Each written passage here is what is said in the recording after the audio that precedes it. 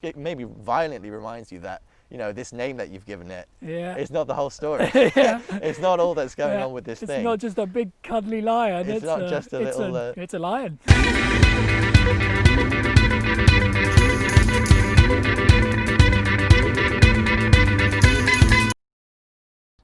Why do people name animals and inanimate objects? So, I think you read this one. Is this like naming animals in the sense that you would name your dog? Yeah. So Penelope what I or mean, whatever. I don't mean like tiger versus Yeah. lion. I mean like, although that's a different question for a different day.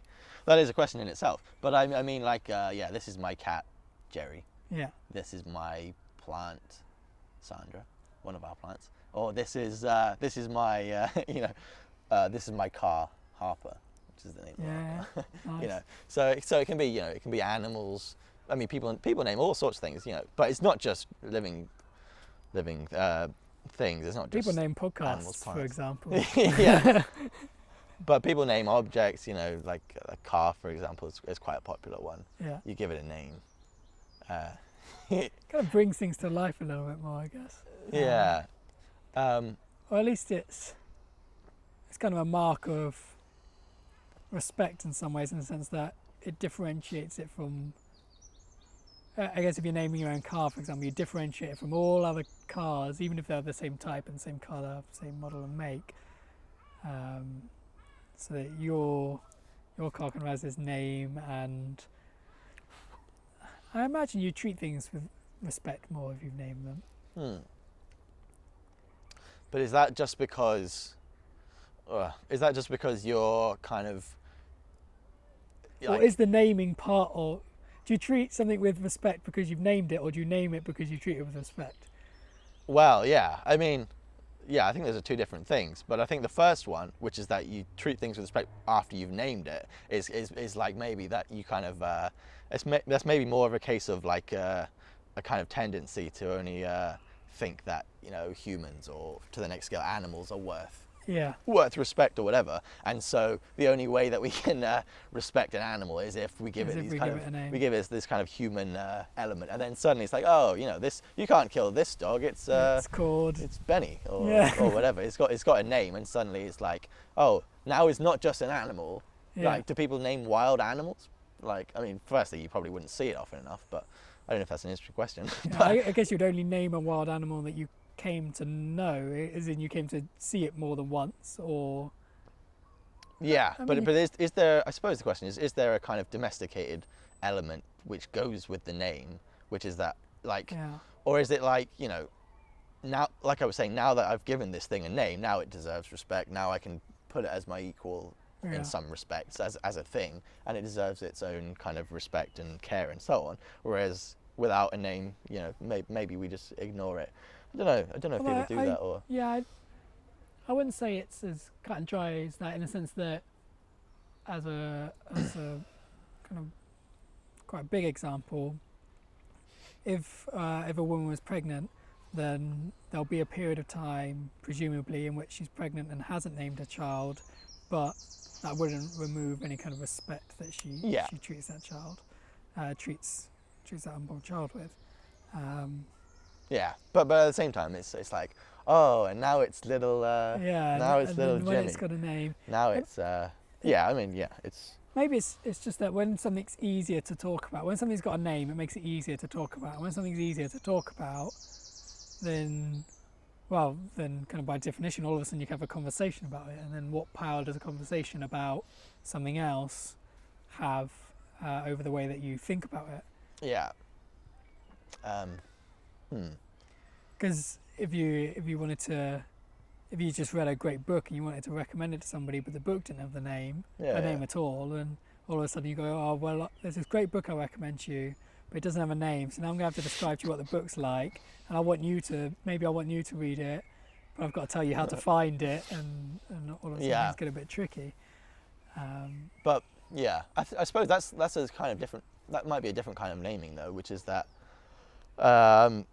there's maybe a distinction between like the naming of like the practical naming of bamboo shoot or bamboo tree or whatever shoe versus the kind of personalizing naming, which is like not just having like a name for a thing, but a kind of person name, like not a person name, but like giving something like not just a name, but a like a kind of personality almost. A name that's not descriptive in and of itself, like.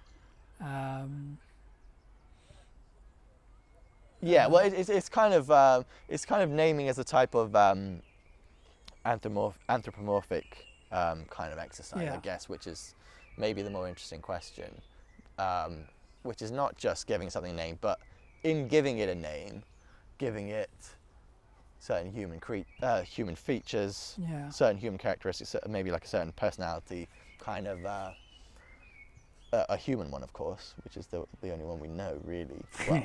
The only one we know from the inside. Yeah, that's right.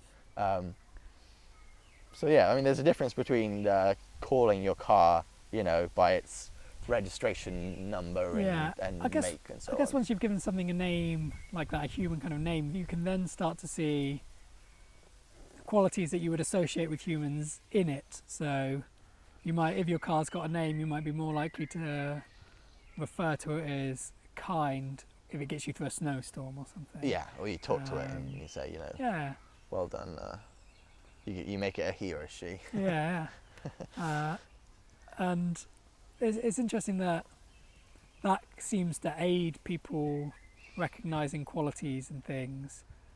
Yeah. It's probably a function of things that we give qualities tend to only be qualities that they must be qualities that you can experience as a human.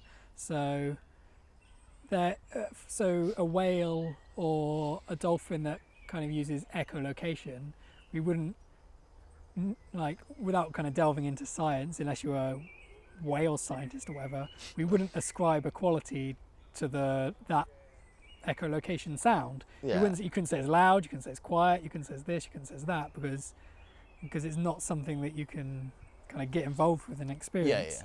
And if we can experience something, then we tend to like to name it.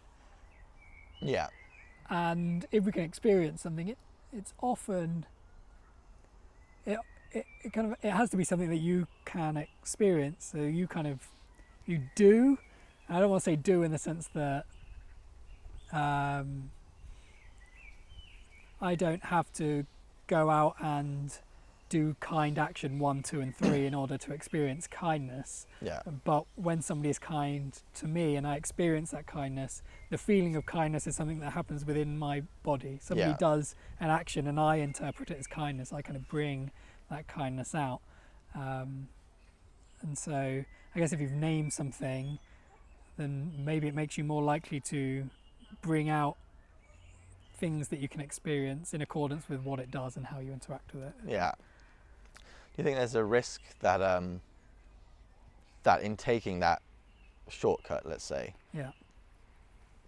is there a risk that you kind of are constantly taking away the capacity to relate to things on a non-anthropomorphic basis? I was going to make a related point, which is on the question of it popped into my head, is like, how do you feel about talking to animals or talking to plants? Oh, I think it's a great idea. Yeah. I would always, not because the kind of idea of talking to animals isn't because that they would understand the words that I'm saying, but because it's how I know how to communicate best. Yeah. So it doesn't matter so much if the words are correct, so much as my intention is for them to be. So by using this language that we are most common with, let's say the spoken word, you're not just engaging with it in those words which you're saying, but your whole kind of approach to it, your whole demeanor is also involved in your relationship to the plant, let's say. Yeah.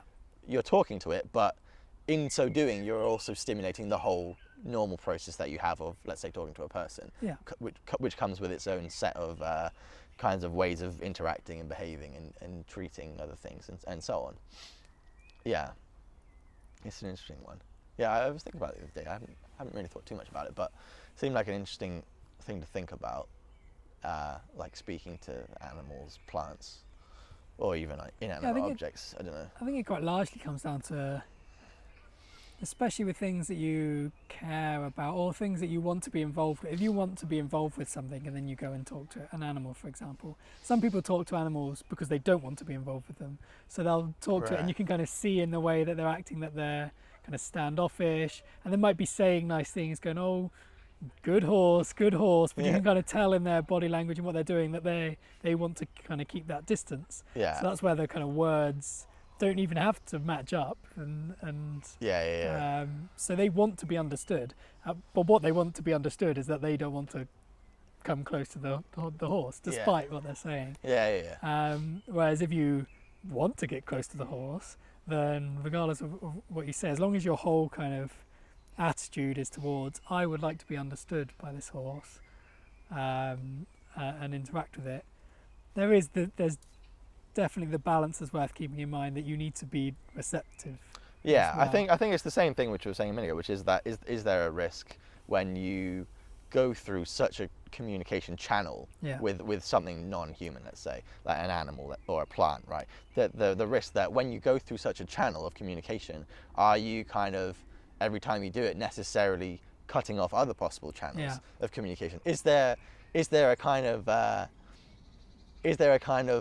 language that you can make between them? It doesn't necessarily have to be a sonic a language of sounds.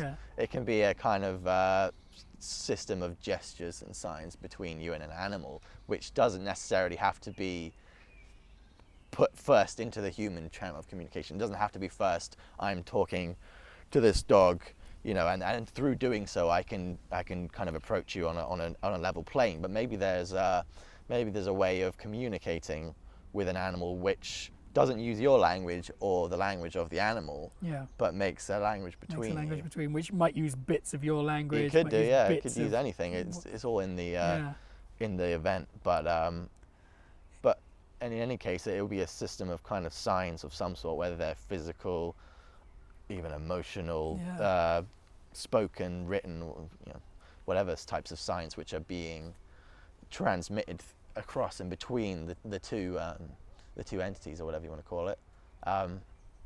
Maybe there's another way of maybe that gives another way of communication. I don't know. Maybe to bring it back to names for a second, it's probably worth, in that case, keeping in mind when you name something, just kind of keeping in the back of your mind, I'm going to name this, and choosing to name it, I choose to name it in order to help me understand it, rather than, and just kind of keeping that in mind with when you name things, because you really could go down the other route of, I choose to name my car this person's name, and so I kind of only respond to human things that it does, in like inverted commas.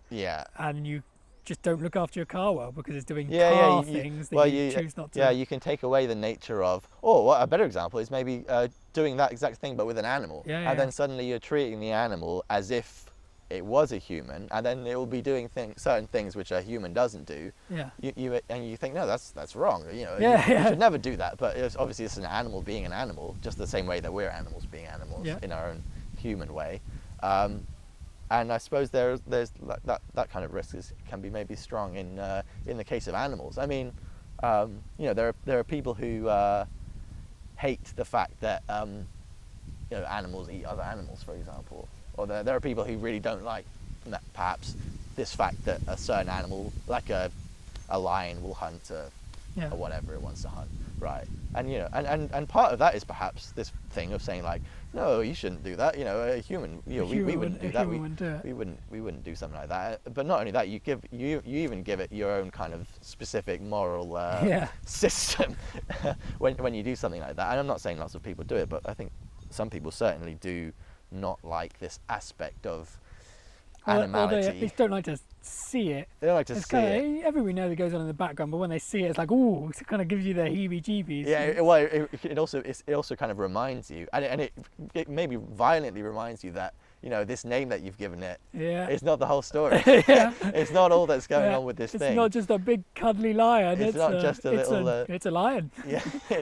Or even like a dog or whatever, and it's like, it's you got to be careful that name that you've given it isn't it, and the human that you treat it as is also not it. Well, this comes back to what we were talking about if with you do names earlier. You have to be quite careful with names in thinking that in not thinking that the name is the thing, or anything that you even think about the name is the thing, but using the name Yeah. only as far as it's useful, no more or less than it is Yeah. useful.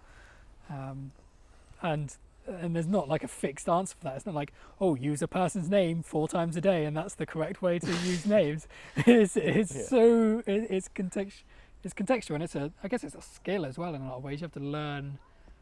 If you've got a new dog, you'd have to learn how to interact with that dog, because it's not even if you've no other dogs.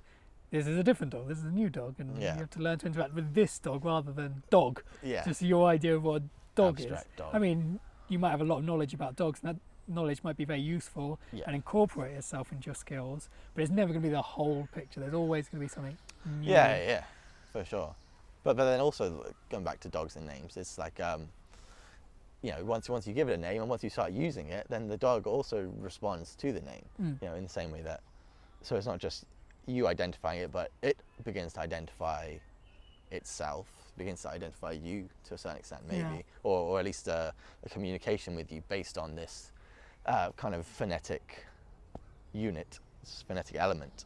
So yeah, names. Names of things.